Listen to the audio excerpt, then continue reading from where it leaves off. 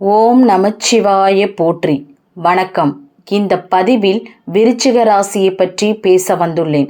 விருச்சிக ராசியில் பிறந்தவங்க உடல் நலம், தீராத நோய், உங்கள் கோட்டாளிகளோட உள்ள சுகமமான உறவு, ஏற்படக்கூடிய அறுவை சிகிச்சை, தனிமையான உறவு, திடீர்னு வரக்கூடிய கஷ்ட நஷ்டங்கள், இதெல்லாமே இந்த ராசியை தாங்க குறிக்கும். அப்போது இவங்க நீர் ராசி அப்படின்னு சொல்கிறாங்க. விருச்சிக ராசியில் பிறந்தவங்க அதிகமாக கோவப்படுவாங்க.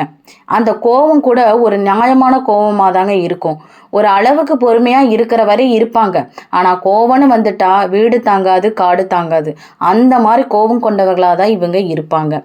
இவங்க பொறுமையாக இருந்து கோவப்படுவாங்க. ஆனால் அவங்கள பார்த்தா அப்படி தெரியாதுங்க.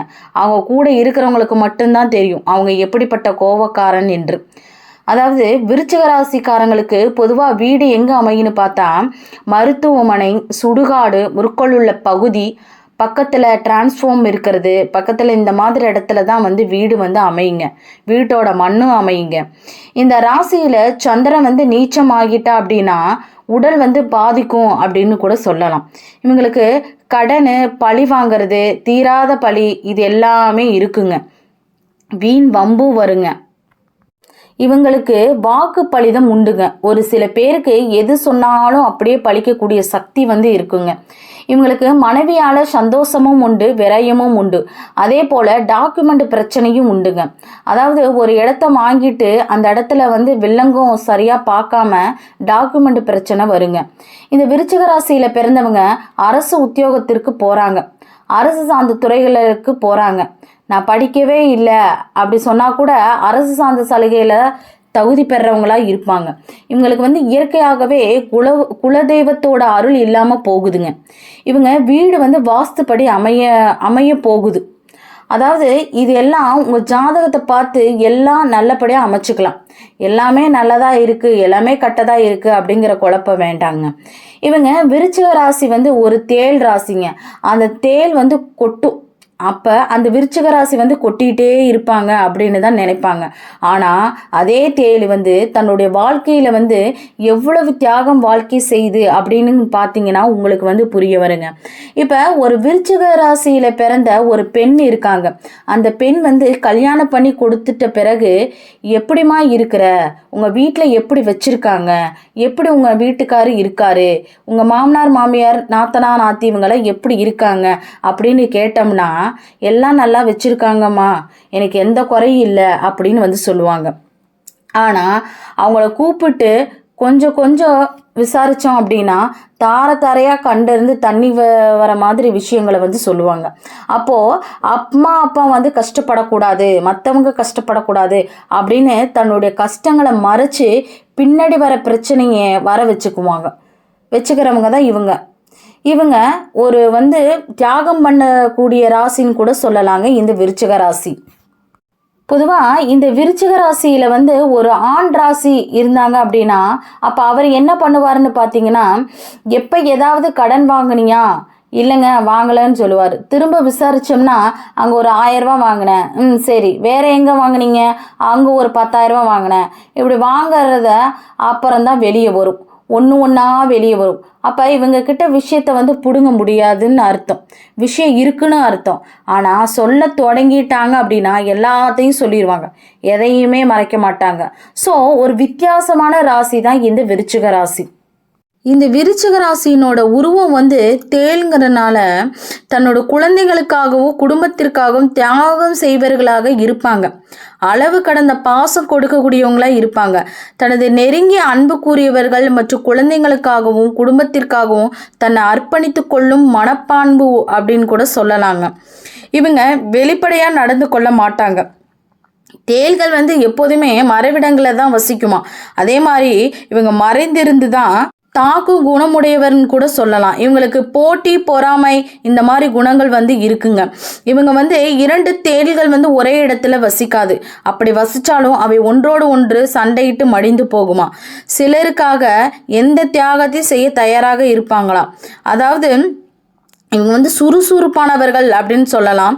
இவங்களுக்கு வந்து தாய்மை மேலே ரொம்ப பாசமாக இருப்பாங்க, அன்பாகவும் இருப்பாங்க. இவங்க நன்றாக பேசி உரையாடினாலும் தேல் போல சில நேரங்களில் மனதை வந்து கஷ்டப்படுத்த வார்த்தைகளை வந்து பேசி விட்டுருவாங்க. இவங்க வந்து மற்றவங்களிடம் அதிக கவனம் செலுத்துவாங்க. மிகவும் தைரியமானவர்கள் கூட சொல்லலாம், விசுவாசமானவர்கள்னு கூட சொல்லலாம். பிறருக்கு வந்து நன்மை தரக்கூடிய விஷயங்களை தான் இவங்க வந்து செய்வாங்க. சற்று பொறாமை குணம் வந்து இவங்க கிட்ட இருக்குங்க. எந்த ஒரு காரியத்திலுமே சற்று சுயநலமாக தான் இவங்க வந்து யோசிப்பாங்க. இவங்க அதிகாரம் செலுத்துவதில் வல்லவராக இருப்பாங்க. அடிக்கடி கோபம் கொள்வர்களாக இருப்பாங்க. இவங்க எந்த ஒரு செயலை எடுத்தாலும் அந்த செயலை ஒரு நிலையான செயல்பாடு உடையவர்களாக தான் இருப்பாங்க. எந்த ஒரு காரியத்தையும் திட்டமிட்டு செய்பவர்களாக இருப்பாங்க.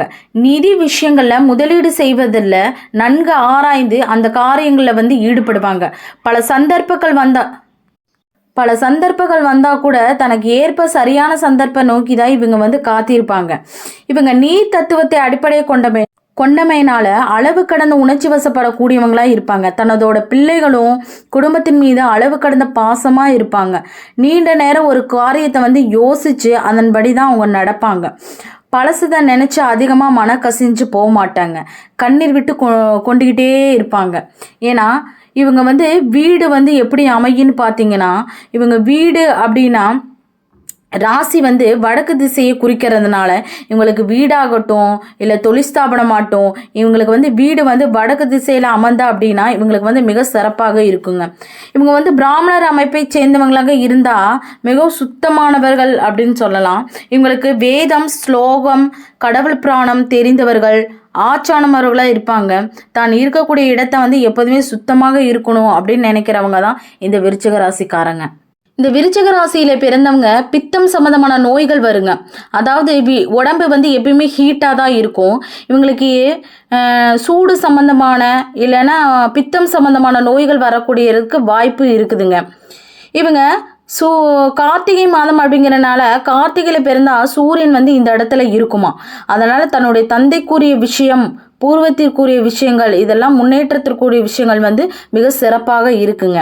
இவங்களுக்கு வந்து பல சக்கர வாகனத்தில் போகிறதுக்கு அதிக நாட்டம் இருக்கும். வெளியில் பயணிக்க அதிக விரும்புவாங்க. அடிக்கடி தன்னை வெளியிலேயே பயணிக்கணும் அப்படின்னு விரும்புகிறவங்க தாங்க இவங்க அதுலேயே ஆர்வமாக இருப்பாங்க.